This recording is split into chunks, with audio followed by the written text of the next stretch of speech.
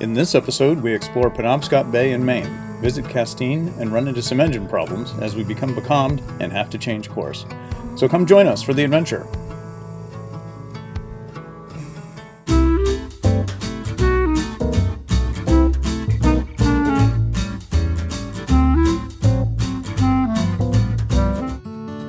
Our planned journey left Boothbay Harbor, spending the night in Tenants Harbor in the western side of Penobscot Bay. From there, the journey took us to Belfast, then over to Castine, and then to Pulpit Harbor on North Haven, through the Fox Island Thoroughfare and over to Isle Ho, before heading back past Matinic Island, across Mascongas Bay, back to Boothbay Harbor. We got off to a bit later start than we wanted, but we were able to see a whole flock of puffins on Eastern Egg Rock in Mascongas Bay. We sailed by Allen Island and Port Clyde on our way to Tenants Harbor, where we spent the night.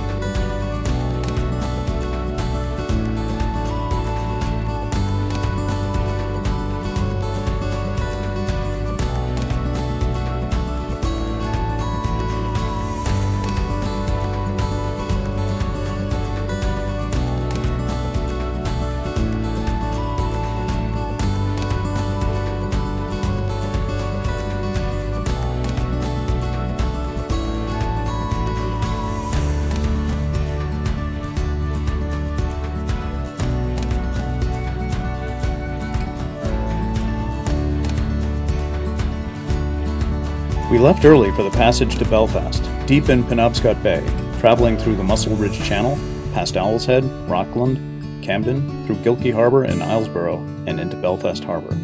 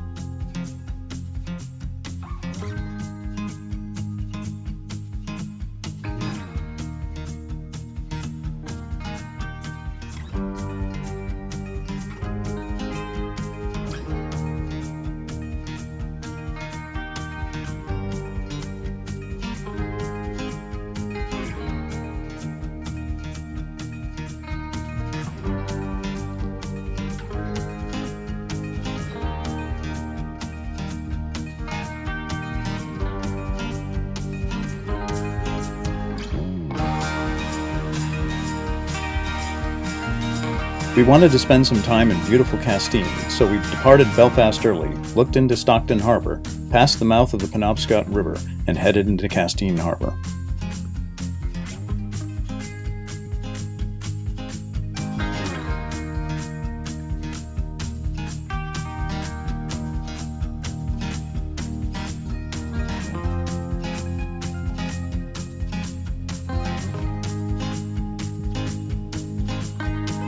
Castine, established in 1613, has a rich history due to its location overlooking the mouth of the Penobscot River, a primary passageway to valuable resources like furs and timber.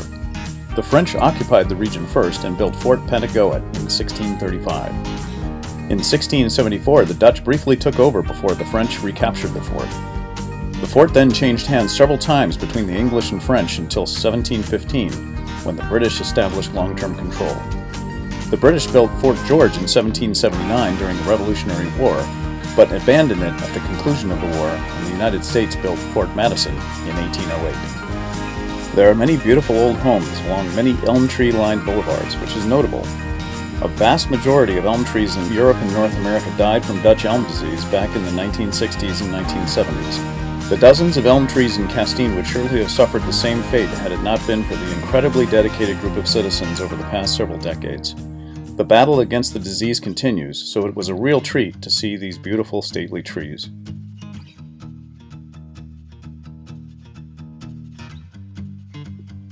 Castine is the home to the Maine Maritime Academy, and it was fun to watch the students successfully pilot good-sized ships in and out of the harbor.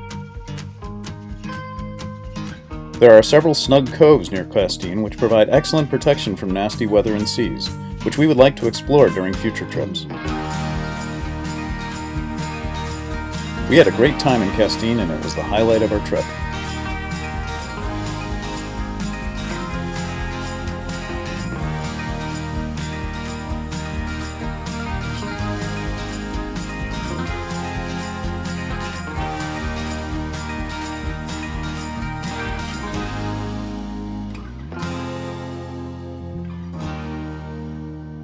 If you like what you see, please hit the subscribe button. And if you'd like to be notified when the next video comes out, please hit the bell button. And if you have any comments about the journey, we'd love to hear from you. Thanks a lot! After grabbing a nice breakfast in Castine, we left the Eaton Boatyard Marina and headed towards Pulpit Harbor on North Haven Island.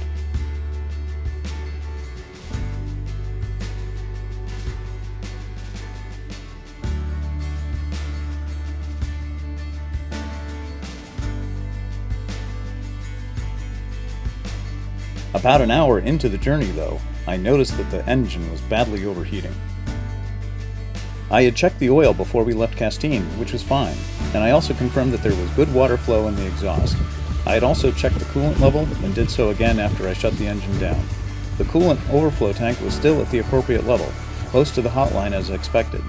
I was beginning to think there might be some kind of blockage, and I hoped that I had not done any damage to the engine. All morning, the wind had been non-existent, and patchy fog had entered the area. Finally, the wind began to fill in from the south, and we tacked along the eastern shore of Islesboro on our way to Pulpit Harbor. As we were doing so, I began to rethink entering Pulpit Harbor. Pulpit Harbor had the reputation of being one of the most beautiful harbors on the Maine coast, well protected, complete with schooners, a dramatic if narrow entrance, and unbeatable sunsets. I had never been there before, and passing through the narrow entrance without an engine was a bit unnerving. As the day passed, and I marked our progress, it became more likely that we were going to be entering the harbor in twilight or perhaps the dark. I really guard against entering unfamiliar harbors at night, so we made the choice to head to Rockland instead. Rockland also has several boatyards that might be able to take a look at the diesel. I was glad that we had decided not to continue to Pulpit Harbor, but it was clear that we were not going to be getting to Rockland anytime soon, and we would be probably sailing, or rather drifting, through the night. Without an engine, it took us 10 hours to travel 3 miles. After sundown, we were on the lookout for lobster pots in the fog, but we ended up snagging one that we missed at 3 a.m. With no wind, our progress stopped in 200 feet of water still several miles from Rockland. Fortunately, the seas were relatively calm. We decided it was too risky to try to free the lobster buoy in the dark and fog. It was pitch black, and I had no idea where the buoy was caught. Sunrise was less than 2 hours away, so my wife and the dogs went below to grab a quick nap, and I was on watch. I also set the anchor alarm so that we would know if we drifted from our current spot. At about 5 a.m., it became bright enough to see. Seas remained fairly calm, the fog remained thick, and I began to hear signs of activity around us. I secured my Leatherman with a line to my life jacket since I drop things all the time, climbed into the dinghy, and assessed the situation. Fortunately, the lobster pot was cut only around the rudder. I secured the dinghy tightly to the side of the stern and worked to reach the caught lobster pot. After freeing the lobster buoy, I climbed back aboard. We fired up the engine again briefly, but it quickly started to overheat again. There was still very little wind, but we put the sails up and moved ahead at about half a knot. At that rate, we might just reach Rockland, only 3 miles away, by noon.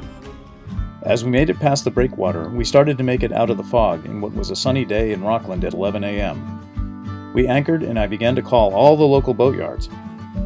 All said that they could get to us in the fall or maybe the spring. Well, by that time, the wind had built up nicely and the fog had cleared. Rockland is a roomy harbor, so we had plenty of space to maneuver without an engine and make our way back towards Boothbay Harbor.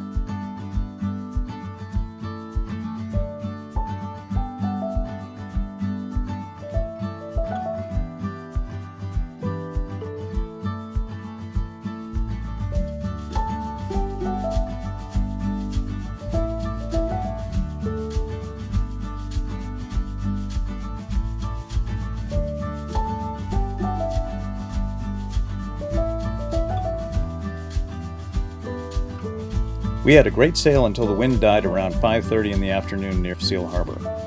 We were able to settle into Seal Harbor and anchor there for the night. After a beautiful sunset, we slept well.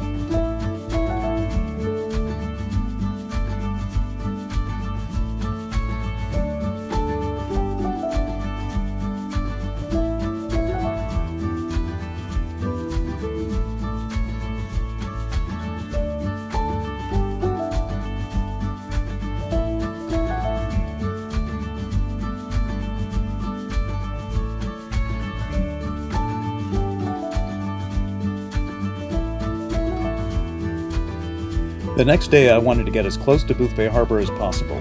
There was some wind, so we left early out of Seal Harbor and were able to make it to Ram Island at the mouth of Boothbay Harbor. Traveling out of Seal Harbor was tricky since the wind was out of the south and we were fighting a 2-knot current into the Muscle Ridge Channel. Reluctantly, I fired up the engine in short bursts to help us get through the mouth of the channel and out of the current. After about an hour, we had cleared the current and the wind began to pick up.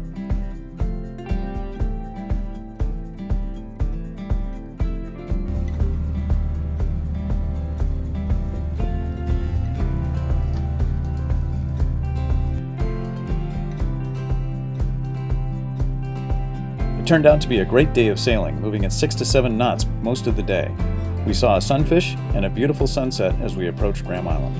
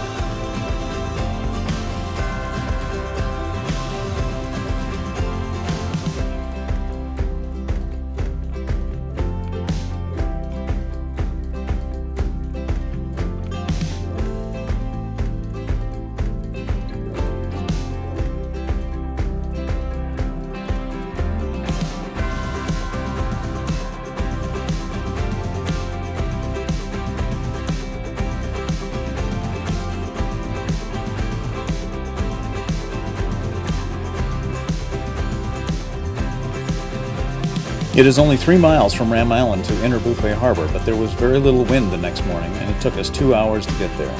I was able to fire up the diesel and quickly dock the boat back in the marina before it overheated.